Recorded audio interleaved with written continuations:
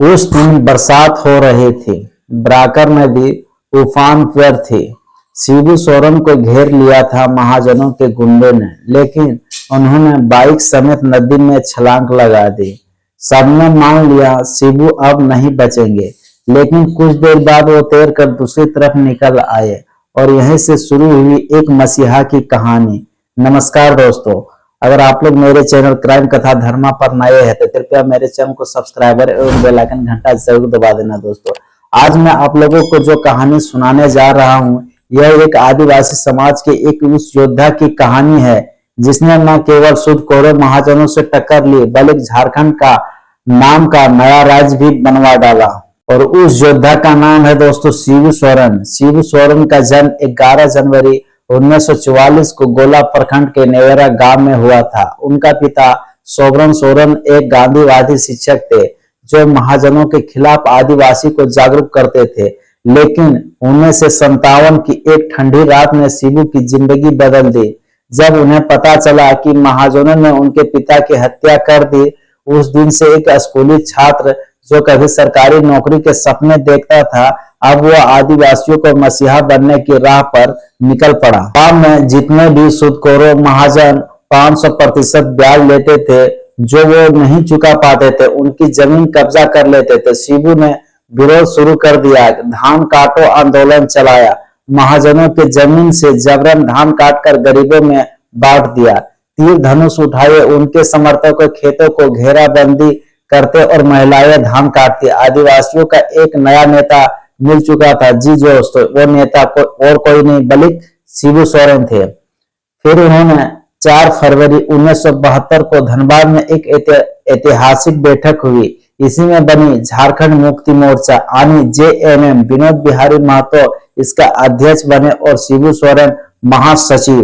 धीरे धीरे पुलिस ने उनके खिलाफ केस दर्ज करना शुरू किया, लेकिन उन्हें पकड़ना इतना आसान नहीं था। एक बार तो मंच से भाषण देकर पुलिस को चकमा देकर इस तरह से गायब हो गए।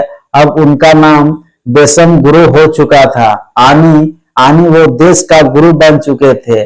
धनबाद के डीएम केडी सक्सेना को शिबू को पकड़ने की जिम्मेदारी मिली, लेकिन जब उन्होंने देखा कि यह आदमी सच में आदिवासियों के लड़ रहा है तो वो खुद जंगलों में शिबू से मिलने पहुंच गए। उन्होंने कहा, आप आदिवासियों के मसीहा है, लेकिन आपका तरीका गलत है। कानून के सामने आप आ जाइए। धीरे धीरे सरकार भी उसके सामने झुक गई। केस हटाए जाने लगे। शिबू ने सरेंडर किया और जेल चले गए, लेकिन आदिवासियों का दिल जीत लिया। जुलाई 2000 में संसद का मानसून चल रहा था। शिबू ने रैली निकाली, अगर झारखंड बिल नहीं लाया गया तो कोयले की सप्लाई बंद कर दी जाएगी। अटल बिहारी वाजपेयी सरकार पर दबाव पड़ा। 2 अगस्त 2000 को आखिरकार झारखंड बिल पास हुआ और झारखंड बना भारत का एक 28वां राज्य। लेकिन राजनीति आसान नहीं थी। शिबू सोरेन मुख्यमंत्री बने पर तीन बार में सिर्फ 10 महीने ही सत्ता चला पाए। उसका एक बहुत ही पुराना केस 1975 की चिरू केस 2004 में फिर उछाला गया। आरोप था कि शिबू ने लोगों को भड़काया और दंगे में कई लोग मारे गए। मनमोहन सिंह ने शिबू से कहा कि इस्तीफा दो और सरेंडर करो। शिबू जेल गए, लेकिन फिर भी अदालत से बरी हुई। ये लड़ाई इतना आसान नहीं था, लेकिन वे डटे रहे। आज जिनके बेटे हेमंत सोरेन झारखंड राज्य के मुख्यमंत्री और बहू कल्पना सोरेन भी अब सक्रिय राजनीति में उतर चुकी है। उस परिवार के स्तंभ आदिवासी समाज के मसीहा, झारखंड आंदोलन के महानायक और जनजातीय अस्मिता की आवाज़ शिबू सोरेन बहुत ही दुखद के साथ कहना पड़ रहा है कि वो अब हमारे बीच में नहीं है। लेकिन उनका जाना सिर्फ एक राजनेता की मृत्यु नहीं है, यह एक युग की अंत का संकेत है। शिबू दास सिर्फ किसी विधानसभा का सांसद या सदस्य नहीं थे, वो उन जंगलों की आत्मा थे जहाँ से आदिवासी सभ्यता ने सांस लेना सीखा था। वह उन खेतों की माटी थे जहाँ सूदखोरों ने कभी लहू बहाया था, और शिबू दा उस लहू का हथियार बनकर संघर्ष की मशाल जलाई थी। जिस मिट्टी में उनके पिता को मार डाला गया था, उस मिट्टी से उन्हें नया का रास्ता निकाला और वो रास्ता सीधे संसद तक गया। लेकिन संसद में बैठकर भी उन्होंने अपनी ज़मीन नहीं छोड़ी, अपने जड़ों से अपने जड़ों से कटे नहीं और वो गांधीवादी आदर्शों और तीर धनुष की चेतना के संगम थे, जहां अहिंसा की बात भी होती थी और ज़रूरत पड़ने पर क्रांति की आग भी सुलगती थी।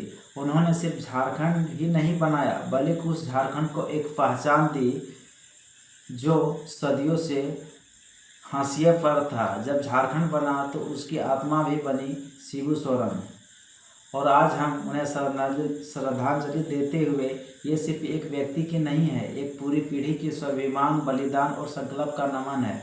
उनकी विरासत उनकी पुत्रों पोतों और इस देश के हर आदिवासी नौजवान के कंधों पर है। लेकिन सच ये भी है कि शिबू सोरेन जैसा योद्धा जिसकी नसों में सिर्फ खून नहीं बल्कि क्रांति बहती थी, शायद ही फिर कभी इस धरती पर ऐसा जन्म ले।